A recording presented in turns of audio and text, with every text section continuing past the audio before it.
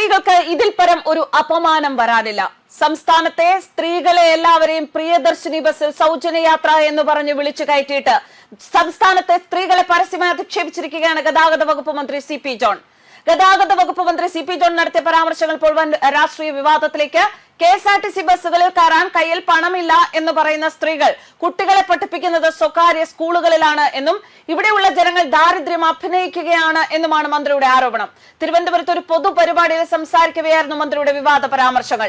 സർക്കാർ സ്കൂളുകളിൽ ധാരാളം സീറ്റുകൾ ഒഴിവ് കിടക്കുമ്പോഴാണ് ഫീസ് നൽകേണ്ടതില്ലാത്ത പ്രൈവറ്റ് സ്കൂളുകൾ പോലും ഒഴിവാക്കി വലിയ തുക ഫീസ് വാങ്ങുന്ന മറ്റ് സ്ഥാപനങ്ങളിലേക്ക് രക്ഷിതാക്കൾ കുട്ടികളെ വിടുന്നത് എന്ന് മന്ത്രിയുടെ കുറ്റപ്പെടുത്തൽ. ഇതേ സ്ത്രീകൾ തന്നെയാണ് പിന്നീട് അച്ഛനെയും ഭർത്താവിനെയും കൊണ്ട് സർക്കാർ ആശുപത്രികളിലെ വരാന്തകളിൽ കിടക്കുന്നത്.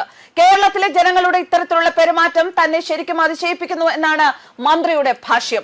സ്വകാര്യ ആശുപത്രിയിൽ നൽകാൻ പണമില്ല, എന്നാൽ ബസ് വന്നാൽ ഫെയർ കുറഞ്ഞ ട്രാൻസ്പോർട്ട് ബസ്സിൽ തള്ളിക്കയറുകയും ചെയ്യും.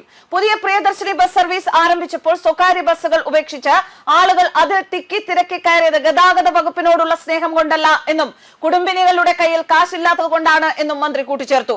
ജനങ്ങളുടെ സാമ്പത്തിക പ്രയാസങ്ങളെയും ജീവിത സാഹചര്യങ്ങളെ പരിഹസിക്കുന്ന രീതിയിലാണ് മന്ത്രി സംസാരിച്ചത് എന്ന ആരോപണം ഉയർന്നതോടെ സമൂഹ മാധ്യമങ്ങളിലും പ്രതിപക്ഷ ഗ്രൂപ്പുകളിലും മന്ത്രിക്കെതിരെ വലിയ പ്രതിഷേധമുയരുകയാണ്.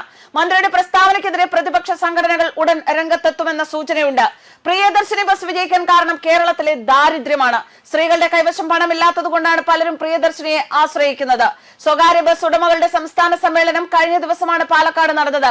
സ്വകാര്യ ബസ് മേഖലയുടെ തളർച്ചയ്ക്ക് കാരണം പ്രിയദർശിനി പദ്ധതി അല്ല എന്നും ഇതുകൊണ്ട് മാത്രമാണ് അവർ പ്രതിസന്ധി നേരിടുന്നത് എങ്കിൽ ചർച്ച ചെയ്ത് പരിഹരിക്കാമെന്നും മന്ത്രി പറഞ്ഞു. അതേസമയം തന്റെ വാക്കുകൾ വളച്ചൊടിച്ചു എന്നാണ് മന്ത്രി വിവാദത്തോട് പ്രതികരിച്ചത്. പറഞ്ഞതിൽ ഉറച്ചു നിൽക്കുകയാണ്. വർക്കിംഗ് ക്ലാസിന്റെ ആഗ്രഹങ്ങൾ മനസ്സിലാക്കുന്നതിൽ താനടക്കമുള്ള രാഷ്ട്രീയ നേതൃത്വം പരാജയപ്പെട്ടു എന്ന സ്വയം വിമർശനമാണ് താൻ നടത്തിയത്. സൗജന്യയാത്ര സ്ത്രീകളുടെ അവകാശമാണ്, അത് ഞങ്ങൾ കൊടുക്കുകയാണ് ചെയ്തത്. സ്വകാര്യ ആശുപത്രിയിൽ പോകാനുള്ള പണമില്ലാത്തത് കൊണ്ടാണ് അവർ സർക്കാർ ആശുപത്രികളെ ആശ്രയിക്കുന്നത്. കുട്ടികൾക്കെങ്കിലും മെച്ചപ്പെട്ട ജീവിത സാഹചര്യങ്ങൾ വേണമെന്ന അഭിലാഷം അവർക്കുണ്ട്. അതുകൊണ്ടാണ് പൈസ ഉണ്ടാക്കി സ്വകാര്യ സ്കൂളുകളിലേക്ക് വിടുന്നത്. അതാണ് താൻ ഉദ്ദേശിച്ചത് എന്നും മന്ത്രി പറഞ്ഞു. പ്രിയദർശനിൽ നിന്ന് സർക്കാർ ഒരു ഇഞ്ച് പിന്മാറില്ല എന്നും മന്ത്രി കൂട്ടിച്ചേർത്തു.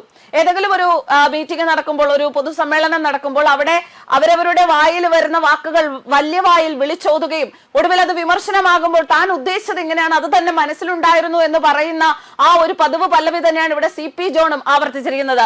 എന്തായാലും വോട്ട് നൽകി ജയിപ്പിച്ചാൽ ഞങ്ങൾ സൗജന്യയാത്ര നൽകാമെന്ന വാഗ്ദാനം അവർ പാലിച്ചു. എന്നാൽ അതിന് പിന്നാലെ ഇപ്പോൾ സ്ത്രീകളെ ദാരിദ്ര്യവാസികൾ എന്ന് പരോക്ഷമായി വിളിച്ച് അധിക്ഷേപിച്ചിരിക്കുകയാണ് മന്ത്രി.